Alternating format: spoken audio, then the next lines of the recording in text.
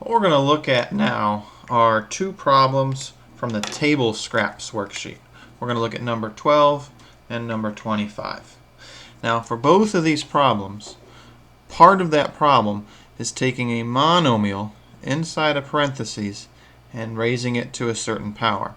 In number 12, we have x squared times 5x to the third raised to the third power. In number 25, we have this monomial here, 3ab, that is being squared. Now, there's a couple different ways to think about this, but here's the way I want you to think about it until you get real familiar and real comfortable with these problems. I want you to rewrite this problem, writing it as it really means, which would be x squared times 5x to the third times 5x to the third times 5x to the third. Now, why did I write the 5x to the third 3 times? Well, I did that because that's what this part of this problem means right here. It means take the monomial 5x to the third times itself 3 times. So that's why this became this, this, and that. So now what I have here is I have an x squared times 5x to the third times 5x to the third times 5x to the third. I have 4 monomials being multiplied. And remember, the first thing that we do is we multiply the coefficients of all the monomials. This one has a coefficient of an imaginary 1. So I got 1 times 5, that's 5, times 5, that'll be 25, times 5, that'll be 125. Now I take my x's and I figure out what exponent should my x have on it. I got a squared, a cubed, a cubed, and a cubed. Now the way I figure out what exponent here is I add 2 plus 3, that's 5, plus 3, that's 8, plus 3, that would be 11. So this term here becomes 125x to the 11th. Now there's another way you can think about this. I'm going to rewrite the original problem right here. Now this exponent here that's outside of parentheses, so long as there's no pluses or minuses inside this parentheses, you can think of this exponent as being kind of, in a way, being distributed to both parts of this monomial. In other words, it gets applied to the 5 and it gets applied to the x to the third. So I have x squared, that's going to be multiplied by times 5 to the third, x to the what power? To the 9th. Why to the 9th?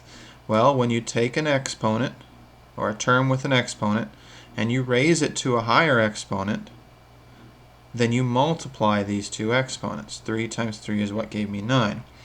So that becomes x squared times 125x to the 9th. Now, I can think of this as being a monomial times a monomial. Multiply the coefficients. 1 times 125 is 125. Then I got my x. What exponent should it have? 2 plus 9, which is 11. So as you can see, both of these give you the same answer. Until you get real comfortable doing these kinds of problems, I recommend you think of it like this, where this term that has an exponent of 3 outside, rewrite that 3 times. Now let's look at number 25 over here. It's the same idea. We have the monomial 3ab squared times the monomial 3ab raised to the second power. Now what does this mean? It means 3ab squared times 3ab times 3ab. This exponent that's right here means take this thing and multiply it times itself. I still have this monomial at the beginning. That came down to right there. I'll draw a little arrow to help you understand. And then this one was doubled in a way, or multiplied times itself because of that exponent there. So now we have 3 monomials being multiplied. First thing I do is multiply the coefficients. 3 times 3 times 3. 3 times 3 is 9. 9 times 3 is 27. Now I do the a's. Remember, I add together all the exponents of the a's and what I am multiplying. I have an a, an a, and an a. They each have exponents of 1, so that's 1 plus 1 plus 1. That's a to the third. Now I look at my b's. They have exponents of 2, 1, and 1. 2 plus 1 plus 1 would be to the fourth. Another way to think about this one, let me rewrite the original problem. 3ab squared times 3ab quantity squared. Remember, if there's no pluses or minuses inside this, I can think of this exponent as kind of being distributed to the things inside the parentheses. So that's 3ab squared times 3 squared a squared b squared. Now that's 3ab squared times 3 squared, which is 9, a squared b squared.